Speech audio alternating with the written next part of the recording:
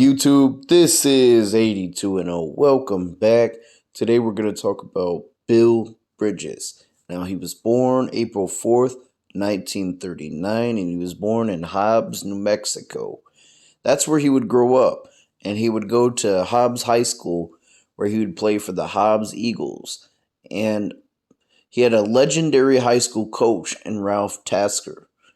And Bridges would lead his Hobbs High School to the New Mexico State High School Basketball Championship in 1956 and 1957. And after this, he would enroll at the University of Kansas, which it should be noted that the legendary Wilt Chamberlain played with Kansas. And the University of Kansas has a great basketball history. In fact, one of their first coaches, if not the first, I don't remember the specific order, was Dr. Naismith himself. So that's what initially led Wilt Chamberlain to go to University of Kansas. But Bill Bridges wanted to play with Wilt. And it was actually Wilt's final season that Bill Bridges played with him there. And it's said that in their practices, Bridges competed effectively in practice sessions during his redshirt season against fellow Jayhawk Wilt Chamberlain. They would go head-to-head in practice scrimmages, which is pretty cool. And I'll get into later how they became teammates in the NBA too. So, Bridges' performance in practices in the 57-58 season earned him a scholarship for the remaining 3 years. I should note, he was a walk-on. He didn't receive any scholarships to go to the University of Kansas. But it was his work ethic and the practices that made the University of Kansas offer him a scholarship. But during his subsequent 3 seasons of competition, 58-59, 59-60, and 60-61 for the Kansas Jayhawks, Bridges averaged 13.2 points per game and 13.9 rebounds per game. Bridges was chosen to an all Big Eight, all 3 seasons. It was honorable mention All-American in 1961. Now, after graduation from Kansas in 1961, Bridges was drafted by the Chicago Packers, which is actually today the Washington Wizards, but back then they were called the Chicago Packers. And he was the 32nd pick in the 3rd round in the 1961 draft. I know that sounds weird, but back then they had a lot longer drafts because there were less teams. So look at it like this. Let's say there was 10 teams today.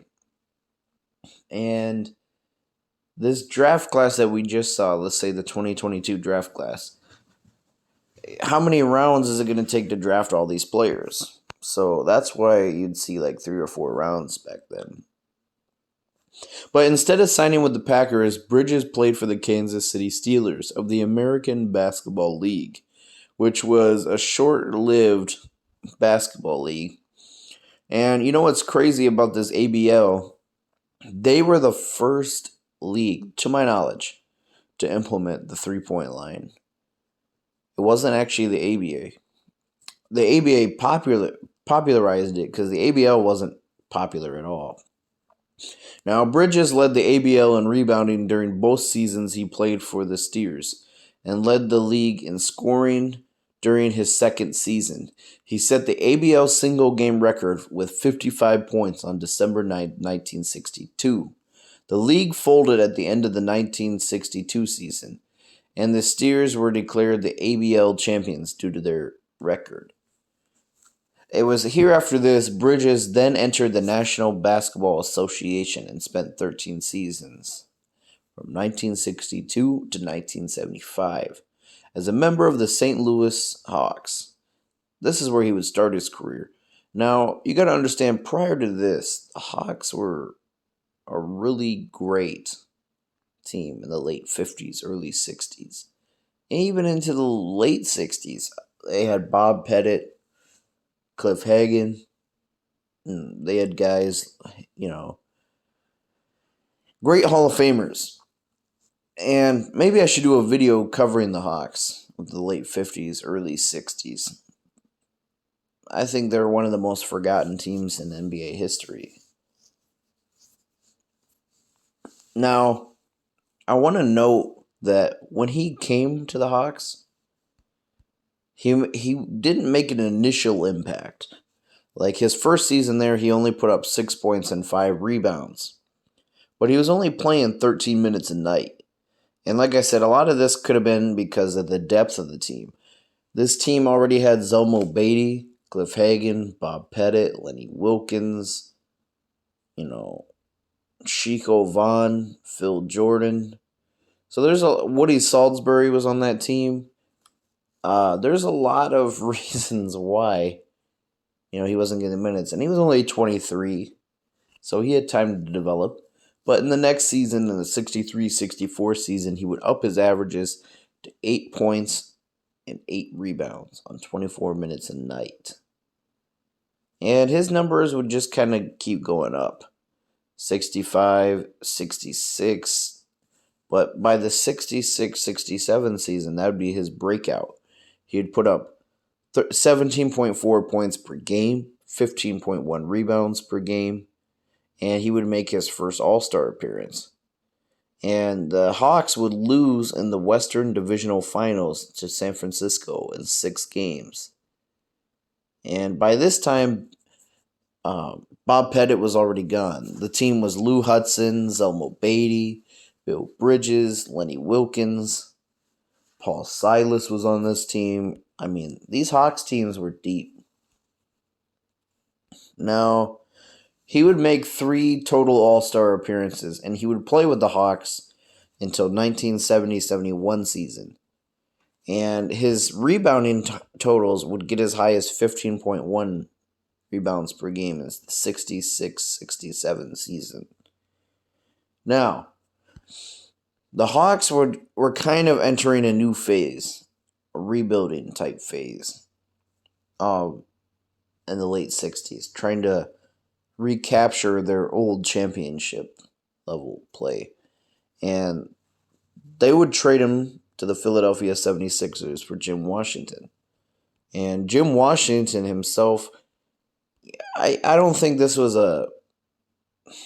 I know on paper Jim Washington looks like he may be kind of an equivalent player, but I think it was a dumb trade. But I think they were just ready to move on. And with the Philadelphia 76ers, you can't even really say he played a full season there, because he played 64 games for them in that half season he was traded there in 71-72, putting up 13 points and 13 rebounds. And then he would start the 72-73 season, where he would play just 10 games for Philly before being traded to the Los Angeles Lakers. And he would be traded for Leroy Ellis and John Trapp. And Mel Counts was part of the trade too. And he rejoins his old college teammate, Wilt Chamberlain, for the 72-73 season. Now, this team would make it all the way to the finals. They just won prior to this in 71-72, but they would lose in 5 games to the New York Knicks. So he would fail to capture his championship, Bill Bridges. However, the following season, he was actually waived by the Lakers, and he would sign a contract for the rest of the season with the Golden State Warriors. And the Warriors in 74-75 would actually win the title. They'd win the championship. And Bill Bridges didn't have a big role in this at the age of 35. He only played 15 games, and he played 7 minutes a night. So he wasn't a factor in why this Warriors team won the championship. But nonetheless, he's a 1975 NBA champion, and he's a 2-time All-Defense, I should mention.